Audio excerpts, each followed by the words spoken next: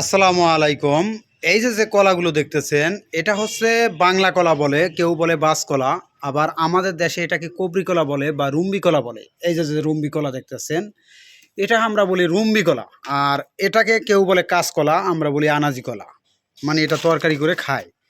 তাই এরকম কলার জাতের যারা চারা নিতে চান, তারা আমাদের সাথে যোগাযোগ করতে পারেন। ঠিক আছে। আমরা বিপুল পরিমাণ এই জাতের কলার চারা দিতে পারবো। দেখেন কিভাবে ভ্যান ভর্তি করে কলাগুলো আনা হচ্ছে। এই কলা চাষ করলে কিন্তু আপনার জমিন থেকেই পাইকার এসে নিয়ে যায়, বা হাট বাজারও কিন্তু প্রচুর চাহিদা। আর এই কলাটা আর একটা জিনিস মনে রাখবেন, এটা কিন্তু আপনার রমজান মাস আসলে এটা এত চাহিদা হয় তা বলার মতন না।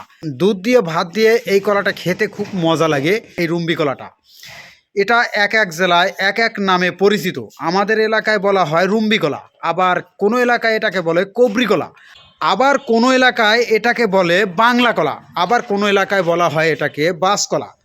এখনে আরও অন্যান্য জেলা এলাকায় কি বলে তা জানি না, এক এক জেলায় আর কি এক এক ভাষা। যারা এই জাতের কলার চারা নিতে চান, তারা আমাদের সাথে যোগাযোগ করতে পারেন। আমরা বিভিন্ন জেলায় দিতে পারবো, গাড়ি বা কুরিয়ার মাধ্যমে। তা দেখেন এই যে ভ্যান ভর্তি করে কলাগুলো আনা হচ্ছে। আসসালামু আলাইকুম কাকা। ওয়ালাইকুম সালাম। কাকা, এখানে যে কলাগুলো আনা হচ্ছে, এই কলাগুলো আপনার কোথার থেকে আনছেন? পশ্চিম মাঠ। পশ্চিম মাঠ বাগান থেকে, এই তো? বাগান থেকে আলমগীরা গান্ধী। আলমগীরা গান্ধী। কাকা, আপনার নামটা কি? আমার নাম সুরজ মিয়া। সুরজ মিয়া।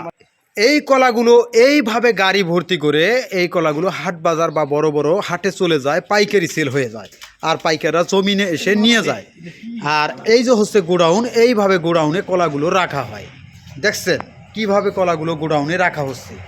তাই এইভাবে আপনি বাগান করে বাগান থেকে পাইকার এসে নিয়ে যাবে। আর একটা কলার কাদিগুলো দেখেন, এই যে আমি দেখাইতেছি, গোডাউনে সাজানো হইতেছে।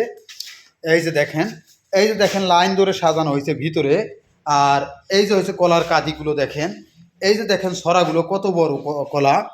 এটা মানে এক এক বাগানে এক এক ছড়া হয়, কিন্তু ছড়া বড় ছোট এটা আপনার যত্নের উপরে হবে। আপনি যদি যত্ন নেন তাহলে আপনার কলার ছড়াগুলো বড় হবে, আর যদি আপনি যত্ন না নেন তাহলে আপনি কলার কাদিগুলো ছোট হবে। যে কোনো জাতের কলা গাছে চারা নিতে চান, আমাদের কাছ থেকে নিতে পারেন। এটা হচ্ছে বাংলা কলা। কাকা, এই কলাগুলো এইভাবে পাতা দিয়ে মানে একটা পর একটা রাখা হয়েছে কেন কাকা? ও, দাগ যাতে না পড়ে এজন্য এই যে পাতা দিয়ে রাখা হয়েছে। একটা পাতা দেওয়া হয়, পাতা দেওয়া হয়, এরপরে পাটে পাটে এইভাবে কলাগুলো সাজানো হয়।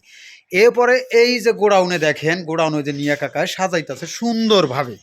তাই যারা কলা গাছ চাষ করতে চান, তারা আমাদের কাছ থেকে নিতে পারেন। বিপুল পরিমাণ চারা আমরা দিতে পারবো বাগান করার জন্য, এই কলার চারা। তা আজকের ভিডিও এ পর্যন্তই। ভালো থাকবেন, সুস্থ থাকবেন। আসসালামু আলাইকুম।